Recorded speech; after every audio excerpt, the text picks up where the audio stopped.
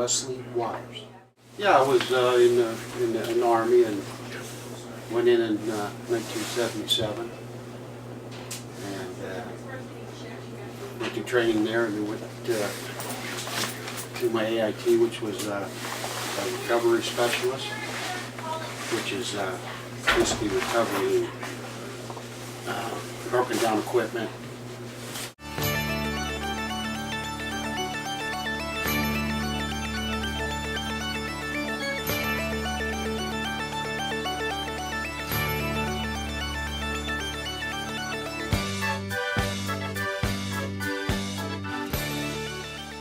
I did come back and just go right to work. So, them were the good days.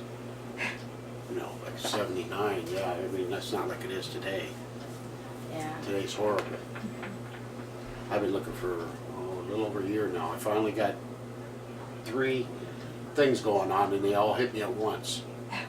So, I suppose that's how it goes, One calls, you're interviewing, the next one calls, and then you go there, and then you got another one call, and that's what's happened in the last 2 days to me. So hopefully I get going here soon. You'll get a paycheck again.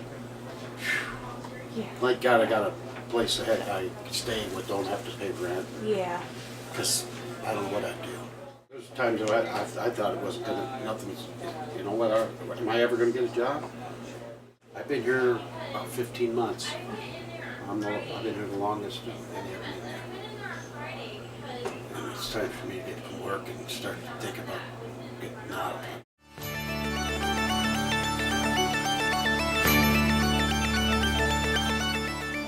I don't know, they asked me the same thing. How do you keep, because I do have major PTSD and anxiety. I've been taking medication for 11 years for that. Maybe it's not right, good to say that, but I think that's held me together.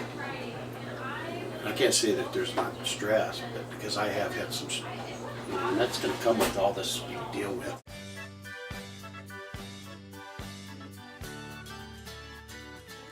Well, what we do is when a veteran comes in and they have a disability claim. A disability claim does not necessarily have to be a physical disability. It can be a mental, disability, something, PTSD or anxiety, depression. There's just a lot of different, disabilities. And what we do is we help the veteran through the process. In my situation, when I got out in 2002, I was in the Army. So when I got out, I had no college, and I was just pretty much a laborer up to that point in my life. So, you don't know what you're going to do. And you just get out in the work world and you start finding jobs and doing whatever it is you're going to do. And I had to realize that, after I injured my back and my shoulder on the job, I realized that I need to use some of the education benefits. I have, I've met homeless people here in Des Moines, that homeless veterans, and that's not uncommon. You have them come in and that may be checking on their claims or stuff. You have some homeless people who would rather be homeless than trying to get a job, coming back into society. Because for a lot of what I think people who choose to do that just want to disconnect are probably, you see a lot of that in the Vietnam era. They were, for whatever reason, they were either frustrated, with the war, or they were in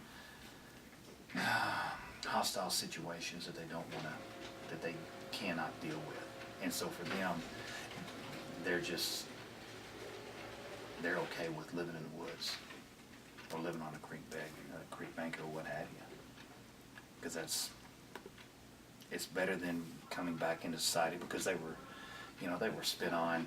They were the scum of the earth when they came back. That's the way that they were treated. And so a lot of them just like, the heck with it, I just want to disconnect. And this is where I want to stay at until they change their minds. At the DAV thrift store, say for instance, we had a gentleman who came in here the other day, and if they need something like some furniture, a bed, you know, just the common items, then we can sign or give them a waiver, and they can go down there and get what they need. Pots and pans, dishes, forks, all that kind of stuff, utensils. And, you know, just get them, you know, the basics that they need.